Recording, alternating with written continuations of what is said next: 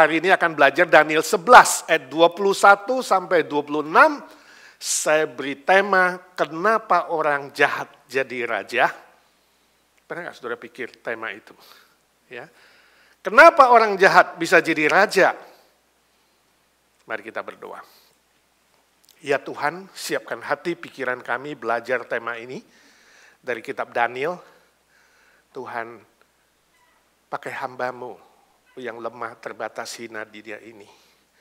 Jadikan dia saluran berkat buat kami dan juga siapkan hati pikiran kami. Roh Kudus, kami butuh iluminasi-Mu, pencerahan-Mu. Supaya firman ini kami mengerti dan bisa kami lakukan dalam hidup kami masing-masing. Dalam nama Tuhan Yesus kami berdoa dan mohon berkat Tuhan. Amin. Kita baca bersama Daniel 11, 21 sampai 26. Sudah ada di layar, kita membaca perlahan menikmati firman Tuhan. Demikian firman Tuhan.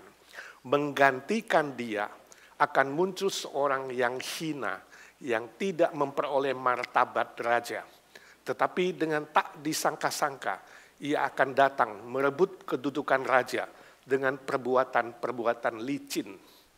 Seluruh tentara yang datang melanda akan dihanyutkan di hadapannya dan dihancurkan. Bahkan juga seorang raja perjanjian. Dan dari saat diadakan persekutuan dengan dia, ia akan berlaku curang. Dan ia akan maju serta menjadi berkuasa meskipun sedikit orang-orangnya.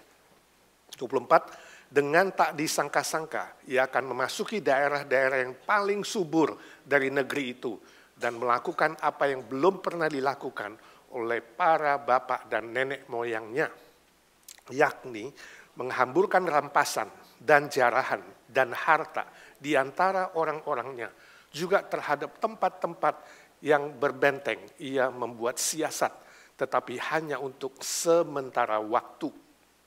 Kekuatan dan keberaniannya akan ditujukannya melawan raja negeri selatan dengan memakai tentara yang besar. Dan walaupun raja negeri selatan itu akan bersiap untuk berperang dengan tentara yang amat besar dan kuat, ia tidak akan dapat bertahan sebab akan diadakan siasat terhadap dia. Dan orang-orang yang makan dari santapannya akan meruntuhkannya. Tentaranya akan hanyut dan banyak orangnya yang tewas dibunuh. Bingung? Suatu kali Nasruddin dan istrinya pergi jalan-jalan dan ketika pulang ke rumah, ternyata rumahnya kemalingan, pencuri masuk. Lalu istrinya panik dan berkata, ini semua gara-gara kamu Nasruddin. Sebab kamu selalu yakin kunci pintu. Jangan-jangan kamu gak kunci pintu, ini salah kamu sehingga bisa masuk pencuri. Lalu tetangganya juga datang dan menyalahkan Nasruddin. Ya, kamu harus bisa bayangin. Ya, apa yang akan terjadi kalau kamu pergi jalan-jalan? Kamu harus siap-siap. Kenapa kamu gak siap-siap? Gak pernah bayangin bahwa pencuri bisa datang. Lalu tetangga yang lain bilang, jangan-jangan kuncimu sudah gak bagus. Udah lama gak ganti kunci, you harusnya ganti kunci. Ya, supaya gak kemalingan. Lalu Nasruddin bilang, kawan-kawan, jangan semua salahin saya dong, istriku jangan salahin saya dong. Lah kalau gak salahin kamu, salahin siapa? Dia bilang, harusnya kan kalian salahkan si pencuri. Masa pencuri yang bersalah dengan disalahkan? Kenapa dia datang mencuri? Saudara, ketika manusia menghadapi persoalan, menghadapi masalah, ada sebuah kecenderungan mulai menyalahkan orang lain. Dicari, ini penyebabnya apa ini? Ya, ini siapa ini? Ini gara-gara siapa? Kenapa bisa terjadi? Pemilu di Indonesia sudah terjadi Februari 14. Tapi KPU sampai hari ini belum umumkan hasilnya secara resmi. Ada penolakan dari berbagai pihak khususnya paslon 1 dan 3. Kesalahan-kesalahan mulai dikumpulkan, dicari untuk membuktikan adanya kecurangan, katanya. Bagaimana hasil akhirnya?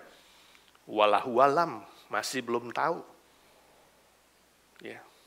Tapi bagaimana, pertanyaannya adalah bagaimana kalau ada orang yang disebut curang, yang disebut jahat itu ternyata jadi raja. Ternyata dia jadi presiden atau jadi penguasa tertentu. Padahal dia itu jahat.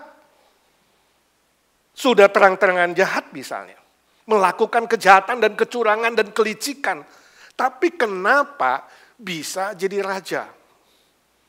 Itu yang kita lihat di dalam Daniel 11, 21 sampai 26 yang barusan kita baca. Nubuat Daniel tentang seorang yang hina, yang curang, yang licik, yang jahat. Tapi akhirnya dia bisa jadi raja. Siapakah dia? Nah, konteksnya adalah, kalau saudara lupa, terakhir kita belajar tahun lalu, konteksnya terakhir adalah permusuhan antara kerajaan utara, yaitu Aram, dan selatan Mesir. Peperangan masih terjadi, masih berlanjut. Nah, mulai pasal 11 ayat 21 ini, sampai selesai nanti pasal 11 ayat 45 itu, Daniel khusus diberi nubuat oleh Allah tentang seorang raja yang licik, jahat, dan curang. Siapa dia? Semua penafsir kitab Daniel setuju dan fakta sejarah membuktikan bahwa dia adalah Antiochus Epiphanes. Kalau saudara belum pernah dengar namanya atau ini pertama kali, dia seorang raja jahat yang sangat terkenal pada zaman itu, Antiochus Epiphanes. Pertanyaannya kenapa Antiochus Epiphanes ini bisa jadi raja walaupun dia begitu jahat dan curang dan licik? Ada dua alasan. Yang pertama, karena kelicikan politik uang. Ini yang dia lakukan. Nah, sejarah mencatat bahwa Raja Utara bernama Seleucus IV itu mati. Kita udah pelajari, diracuni oleh Heliodorus, mantan istrinya yang dikhianati dia. Lalu harusnya putranya yang bernama Demetrius itu harusnya naik tahta. Tapi dia ditawan, dibuang ke Roma. Nah, pada saat demikianlah Antiochus Epiphanes, ini dia adalah adiknya Seleucus IV. Jadi pamannya Demetrius sebenarnya. Dia ada di Yunani waktu itu, Athena. Dia segera pulang dan kembali ke Aram, khususnya di Antioquia. Dan ayat 21 tadi menyebutkan istilah dia memakai perbuatan licin. Dalam bahasa aslinya itu adalah kelicikan, kecurangan. Ayat 24b ada istilah menghambur-hamburkan rampasan, jarahan dan harta. Nah, kedua istilah ini menunjuk kepada wujud nyata kelicikan Antiochus memakai politik uang, money politics. Dengan janji manis, dengan rayuan, dengan sogokan, ya, dia kemudian mempengaruhi orang-orang penting di Aram. Mempengaruhi juga tokoh pimpinan tanda kutip Raja Pergamos. Ditambah temannya dari Roma, mensupport dia. Maka tahun 175 sebelum Masehi, Antiochus Epiphanes berhasil naik tahta menjadi Raja Kerajaan Utara atau Aram. Money politics. Dengan uang, dia telah membeli kekuasaannya. Kalau kita bandingkan dengan ayat 25-26, itu digenapi 5 tahun kemudian. Ya, cuma beda berapa ayat, tapi itu terjadi menurut catatan sejarah, digenapi tahun 170 sebelum Masehi. 5 tahun sesudah dia berkuasa, dia juga berhasil memakai politik uang. Sekali lagi, politik uang. Ayat 25 menyebutnya, siasat terhadap dia itu siapa? Raja Mesir. Karena memang sasarannya adalah menaklukkan Mesir, negara yang lebih besar, lebih kaya. Ya. Jadi dia pakai politik uang. Caranya bagaimana? Antiochus Epiphanes menyuap petinggi-petinggi, pejabat-pejabat tinggi daripada Raja Mesir supaya berkhianat. Ya, berkhianat. Ayat 26 mengatakan mereka yang makan dari santapan raja. Siapa itu? Pejabat-pejabat, petinggi-petinggi yang bisa makan bersama-sama raja. Mereka itulah kemudian berkhianat kepada rajanya sendiri, ya, Raja Selatan. Dan Antiochus Epiphanes akhirnya berhasil mengalahkan Mesir.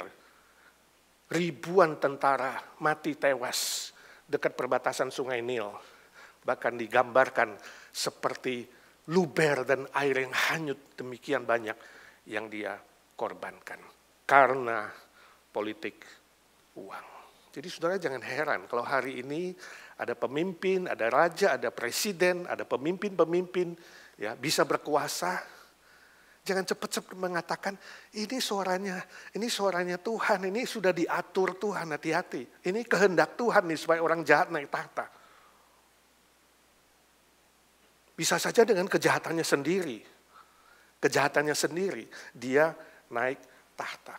Walaupun tadi dikatakan dia tidak punya martabat, dia orang yang hina. Artinya dia tidak punya hak untuk menjadi raja. Gak ada garisnya dia menjadi raja. Tapi dia bisa kemudian naik tahta. Itu yang terjadi di bumi. Ada hal-hal tertentu yang di luar pemikiran kita. Ada hal-hal tertentu yang melampaui pemikiran kita. Orang yang kita tidak sangka-sangka ya, bisa menjadi penguasa, pemimpin, presiden atau raja. Itu bisa saja terjadi.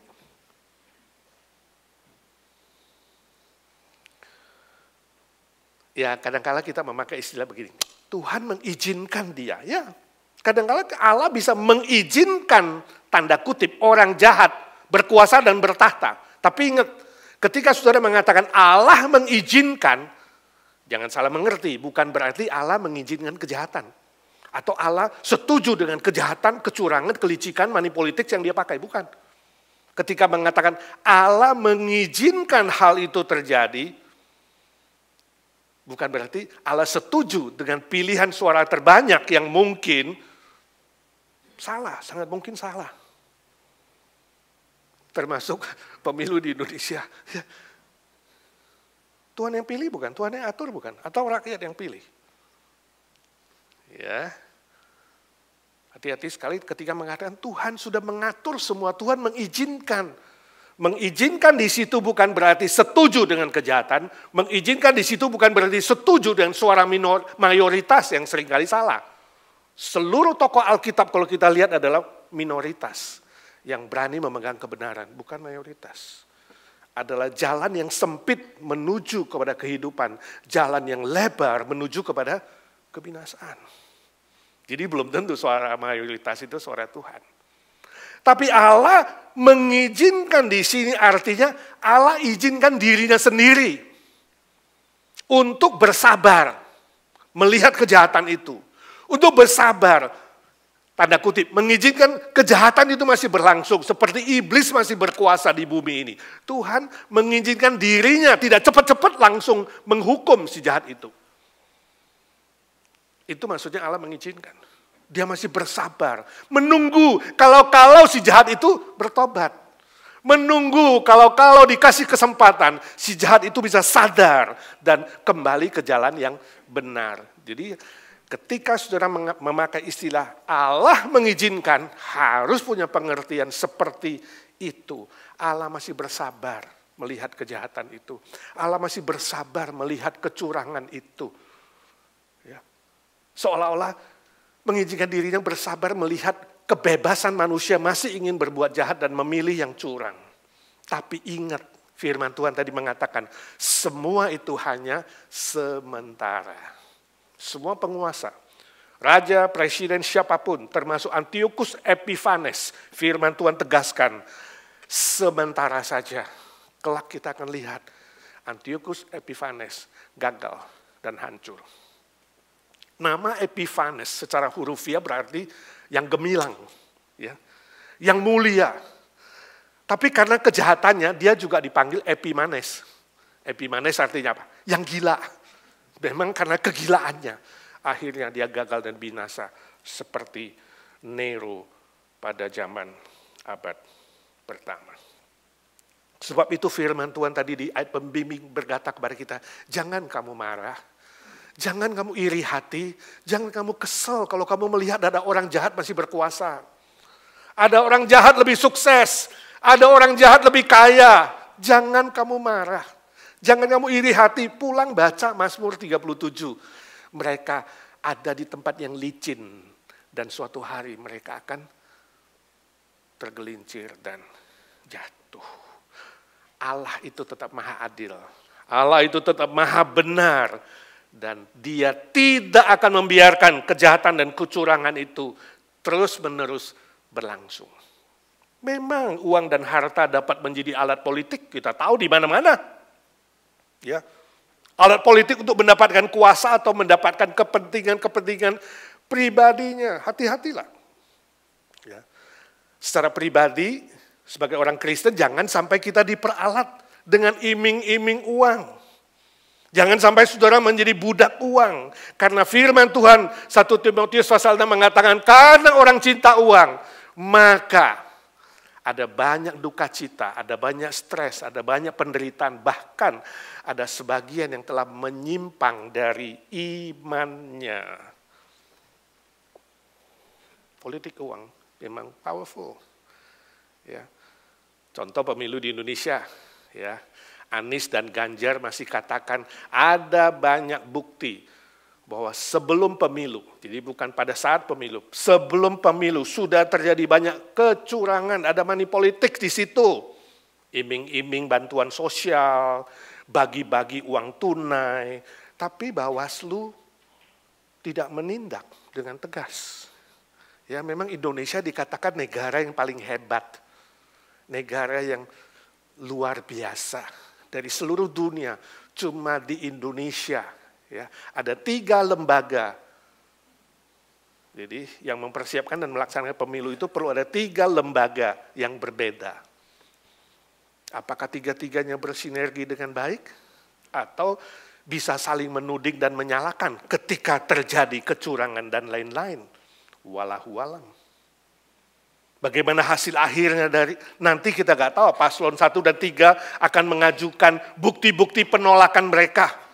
Entah kalau lewat hak angket DPR atau cara-cara lain. Saya tidak tahu. Kita semua tidak tahu. Tapi sebenarnya kalau kita mau berbicara logika dan natural, semua itu percuma. Paslon 2 tetap akan menang. Sebab sekali lagi Allah mengizinkan semua itu terjadi di Indonesia. Politik uang itu sangat powerful, saudara. Ya, you bisa beli suara, you bisa beli kepentingan, you bisa beli manusia, you bisa beli nyawa, bahkan you rela nyawamu sendiri pun udah gak mau, betul gak? Siapa yang ikuti renungan harian pagi ini? Audio atau tulisan? Cuma 1, 2, 3. Saya cerita deh. Ada sebuah ilustrasi.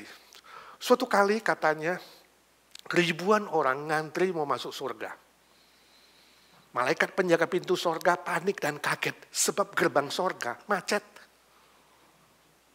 Lalu malaikat berkata, hei semua yang ngantri, ribuan orang, apakah di sini ada yang berprofesi insinyur yang bisa memperbaiki gerbang? Kita macet nih. Lalu 3 orang angkat tangan, 1 dari Amerika, 1 dari Jepang, 1 Indonesia. Lalu malaikat mengatakan, you dari Amerika, coba periksa. Lalu diperiksa gerbang itu, setelah periksa, Amerika mengatakan, $1.000 malaikat, tambah teks 10%. Loh, kok mahal? Ya, biaya periksa 200, bahan 300, upah 500. Malaikat gak puas, dia katakan, kamu Jepang, coba periksa. Jepang periksa, dia lihat, dia bilang, 500 malaikat. Loh, kok bisa? Ya, pajak free. Biaya periksa gak usah, bahan 250, upah 250. Malaikat masih gak puas. Dia bilang, kamu yang dari Indonesia. Bukankah Indonesia lagi krismon? Ya, lagi krisis. pekerjaan susah, bisnis macet, ya, banyak yang di PHK, ekonomi lagi sulit, pasti harusnya lebih murah. Lalu yang Insinyur Indonesia maju. Lihat pintu pun tidak, periksa pun tidak. Dia bilang malaikat $6.500. Gila lu. Kenapa mahal begitu? Dia mendekati malaikat dan berbisik, jangan kenceng-kenceng. Jangan sampai kedengaran bos. Gini, gua kasih lu 3.000. Untuk gue sendiri 3.000. Nah, kita kasihlah 500 ke Jepang itu biar dia kerja. Ini sindiran, saudara. Ini humor sindiran terhadap Indonesia, negara kita. Ya, adanya kecurangan-kecurangan, adanya money politik di dalam berbagai bidang, termasuk profesional, sudah tercemar.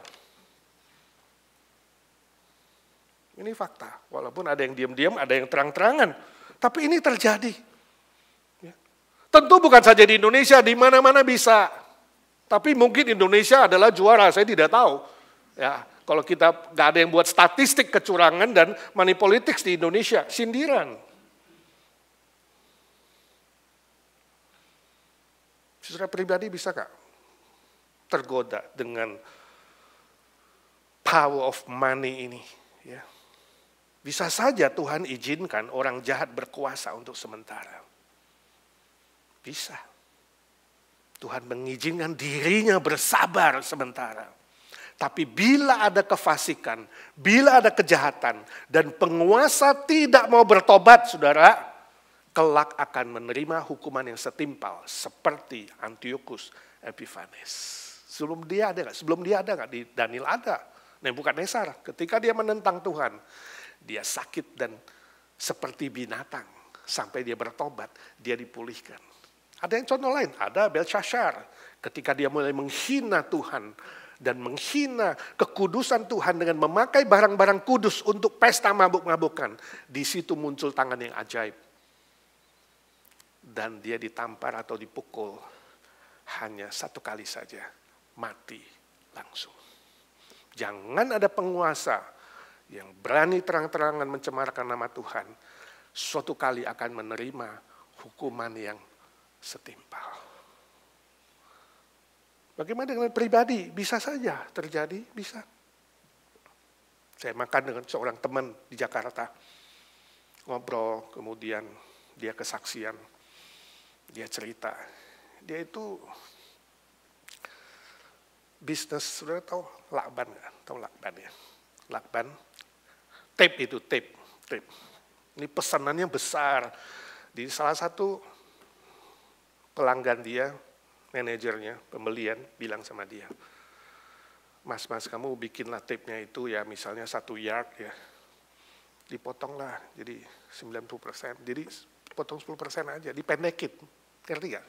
Kalau 1 roll itu katakan 100 yard, jadiin 90 aja, potong 10%. Nah kan bisa lebih murah. Jadi yang 10 itu yang dipotong itu diambil sama si manajer itu. Dia salah satu yang memesan dari usaha dia itu terbesar. Saudara, lakban bukan beli $1, $2, itu miliar, saudara. Nah, kalau kamu bisnismen, disuruh lakukan itu, dia mau lakukan nggak? Money politics. Bukan hanya dalam politik, dalam bisnis pun bisa.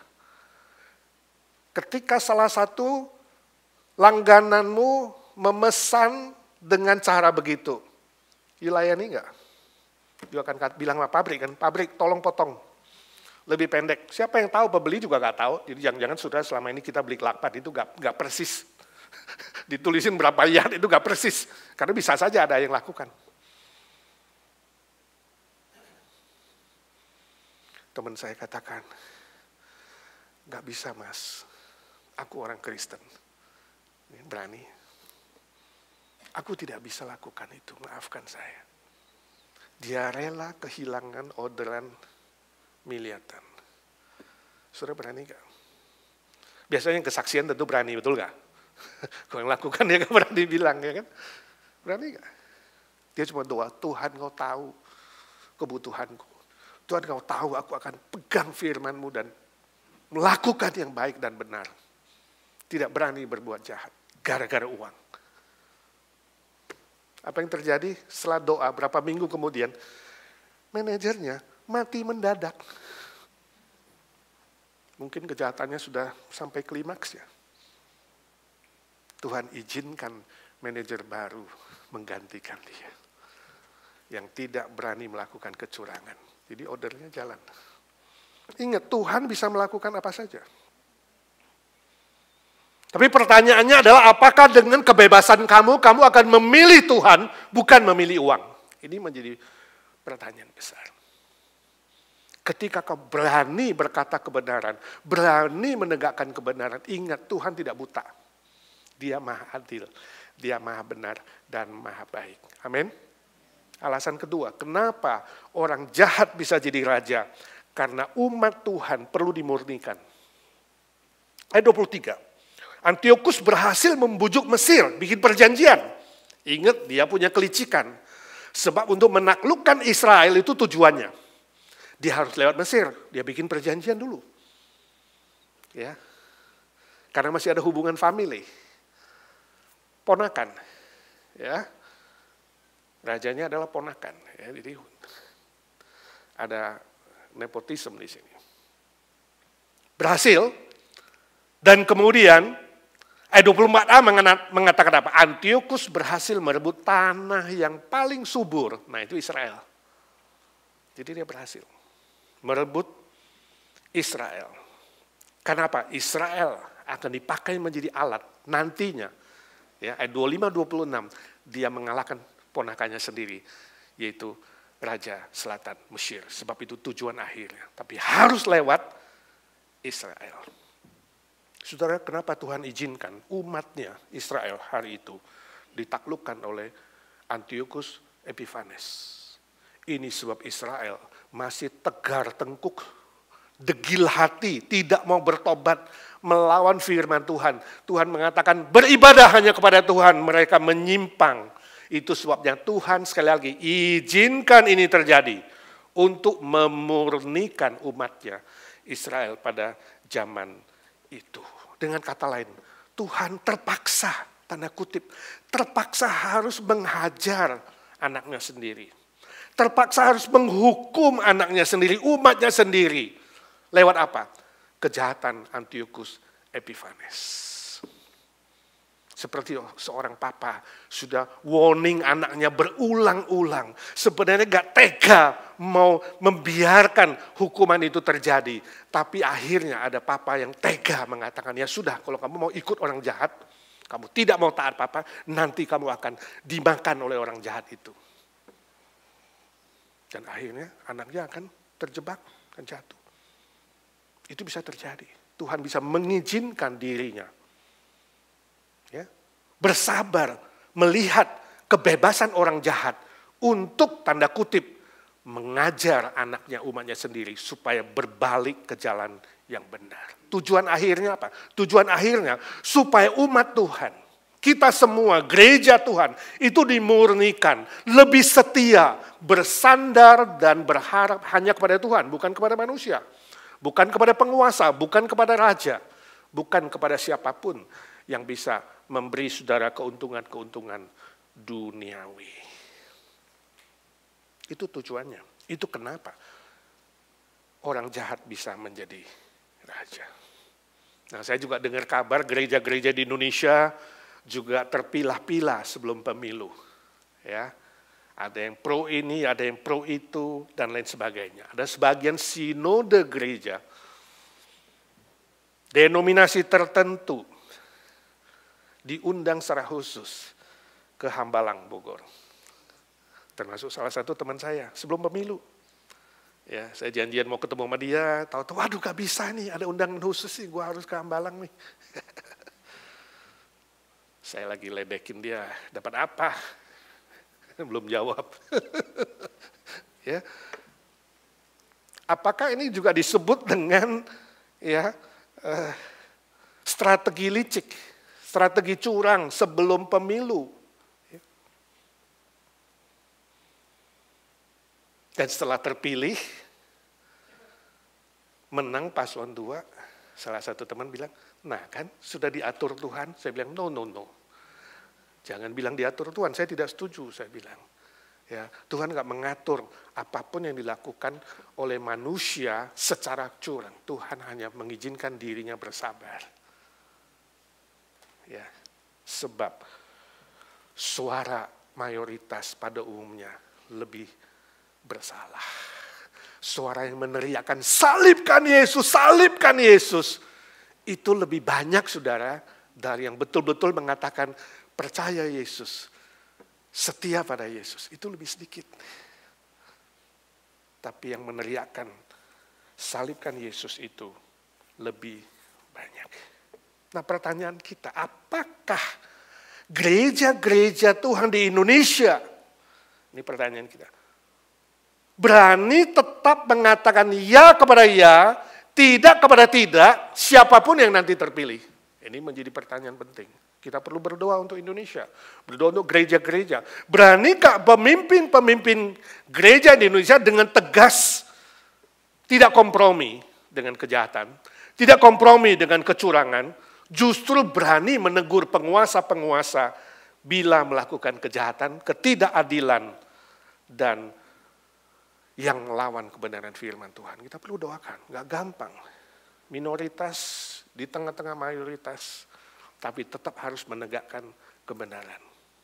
Tapi pertanyaan ini penting, sebab menentukan apakah gereja-gereja di Indonesia, juga gereja-gereja di dunia ini, termasuk di Amerika, berani, tegas, memegang kebenaran firman Tuhan. Ini menentukan apakah gereja itu, umat Tuhan, perlu dimurnikan atau tidak dengan tangan orang jahat.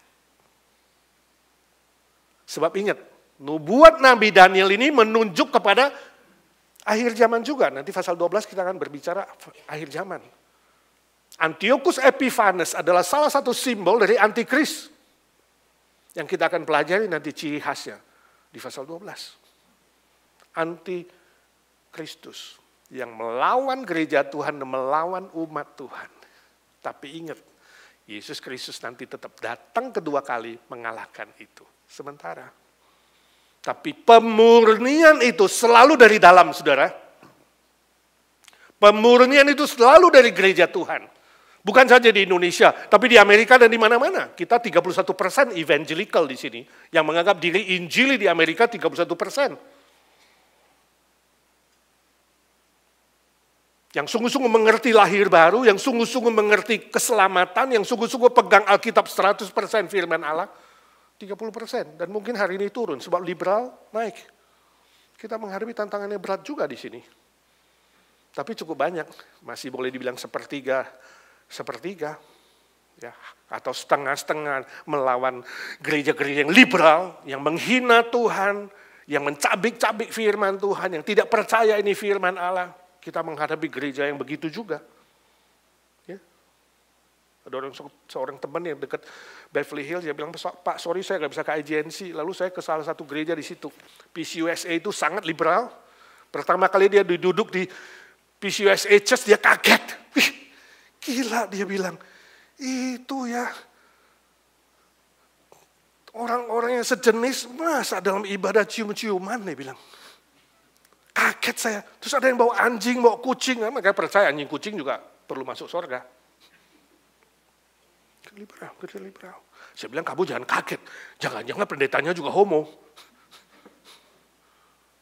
Ini Amerika.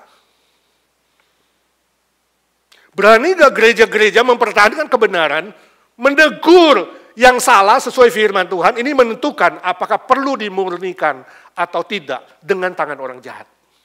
Bukan saja gereja secara menyeluruh, tapi juga pribadi-pribadi. Permisi tanya secara pribadi. Apakah selama ini saudara kompromi dengan imanmu? Apa saudara setengah hati mengikut Yesus itu setengah hati. Dan setengah hati melakukan firman-Nya. Dan setengah hatimu ada di tempat lain. Ini penting sekali. Itu akan menentukan. Ingat kalau kamu anak asli, orang Kristen asli, pasti kamu dihajar. Sebab Bapa sayang kepada anaknya. Betul? Kalau anakmu nakal di rotan nggak? Zaman sekarang nggak pakai rotan, zaman saya pakai rotan. Setiap kali nakal papa suruh pilih. Ini rotan yang gendut namanya kue tiaw, rotan yang halus namanya mie. Pilih mana, mie atau kue tiaw. Tetap dua-duanya sakit, tapi kadang saya pikir, oh yang lalu mie, sekarang kue tiaw. Tetap aja sakit, saudara. Ini kaki kayak loreng-loreng. Tapi tetap untuk kebaikan. Bapa di sorga akan izinkan.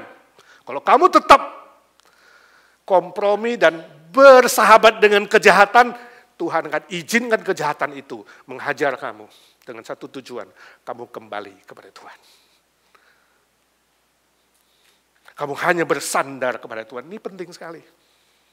Tahun lalu, sebelum saya berangkat ke Indonesia, saya ada kesempatan visit satu orang pria. Belum ke sini, sebab dia belum percaya waktu itu, unbeliever, seorang teman yang kenal kan.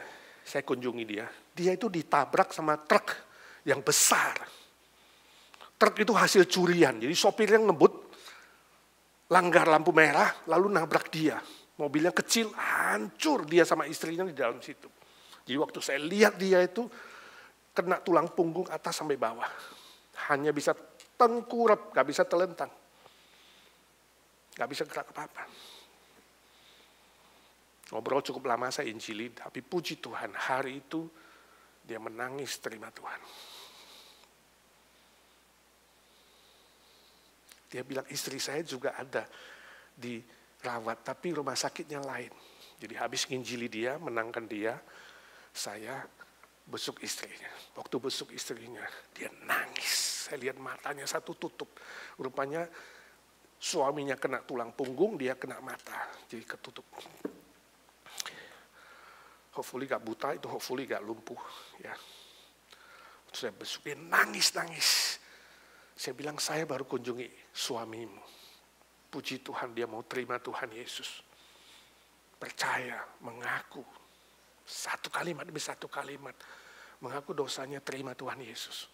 Puji Tuhan, doakan supaya dia dapat mujizat. Dia nangis lebih kencang lagi. Saya bilang, kamu mau ikut percaya? Dia bilang, saya orang Kristen, Pak. Tapi saya berkhianat. Dia baru cerita bagaimana dia itu nekat kawin sama suami yang tidak percaya, kafir. Dan diajak suami menyembah berhala. Jadi dia mengkhianati Tuhan lebih 2 tahun. Saya terus ditegur, tapi saya gak mau tobat. Dan Tuhan, sekali ini hukum saya. Dia bilang, Pak, Tuhan masih mau ampuni saya gak? Saya tahu ini salahnya saya. Tuhan udah kasih tegur supaya saya balik, gak mau balik. Tapi sekali ini saya pengen balik, Pak.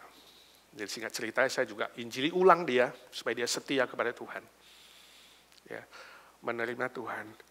Ya, saya bilang accident itu bukan plan-nya Tuhan, bukan. Itu memang kesalahan supirnya. Mabuk dan mencuri dan tabrak lampu merah. Tuhan gak pernah rencanakan dia tabrak lampu merah, dia mabuk, dia curi mobil. Tuhan gak pernah plan itu. Tuhan gak pernah plan yang jahat. Yang jahat itu memang karena dia jahat. Tuhan gak pernah plan accident itu. Tapi Tuhan izinkan dirinya bersabar. Kamu ditabrak. Dan kamu melihatnya sebagai apa? Didikan dari Tuhan. Hajaran dari Tuhan. Bisa terjadi. Tapi bersyukur hari ini kamu mau tobat. Puji Tuhan, saya injili ulang dan doakan dia sudah tenang. Dia bisa menerima itu. Ya. Barusan minggu lalu saya tanya, gimana kondisinya? Saya tanya temennya. Setelah itu mereka membaik. Jadi doakan. Supaya kuasa Tuhan menyembuhkan kedua-duanya. Amin. Saya rindu suatu hari bisa sembuh dan kesaksian di sini. Ya. Tapi pertanyaan saya adalah, ingat, di dunia ini setiap hari, saudara dan saya menghadapi begitu banyak godaan. Ya. Untuk menyimpang, entahkah dari uang, entah dari kuasa, dari harta, dari godaan seksual, berbagai macam. Membuat kamu menyimpang dan mulai kompromi mengikut Tuhan dan tidak setia kepada kebenaran firman-Nya. Jangan coba-coba lakukan itu. Ingat, kalau kamu anak, kamu akan dihajar dan dibawa balik. Sebab Tuhan mau kamu setia, bersandar kepada Dia, berharap kepada Dia. Manusia hanya sementara, tapi janji dan kesetiaan Tuhan itu selama-lamanya. Amin. Mari kita doa. Bapa di sorga, kami bersyukur sudah belajar firman-Mu. Suara hamba-Mu sudah berhenti ya Tuhan. Kami mohon suara Roh Kudus terus mengiang-iang di pikiran, di hati kami. Khususnya ketika kami mulai kompromi dan akan menyimpang ya Tuhan. Ampuni kami mohon suara Roh Kudus lebih keras menegur kami agar kami tidak sampai dihajar, diizinkan untuk dimurnikan lewat tangan-tangan orang jahat. Kami terus doakan Indonesia, Tuhan kasihani gereja-gerejamu, hamba-hambamu, agar berani berkata ya kepada ya, tidak kepada tidak, agar berani tegas memegang kebenaran firman Tuhan, bahkan dipakai Tuhan, berani menegur penguasa yang akan terpilih ketika mereka melakukan kecurangan, ketidakadilan, dan kejahatan. Bukan kompromi dan ikut-ikutan. Kasihani gerejamu Tuhan, tetap bercahaya di tengah-tengah kegelapan. Juga kami di sini Tuhan, di rantau orang, biar kami pun setia memegang kebenaran firman-Mu. Berdoa, bersyukur dalam nama Tuhan Yesus, Juru Selamat kami, Hakim segala hakim, Raja segala raja, sobat kami yang paling setia, yang hidup selama-lamanya. Amin.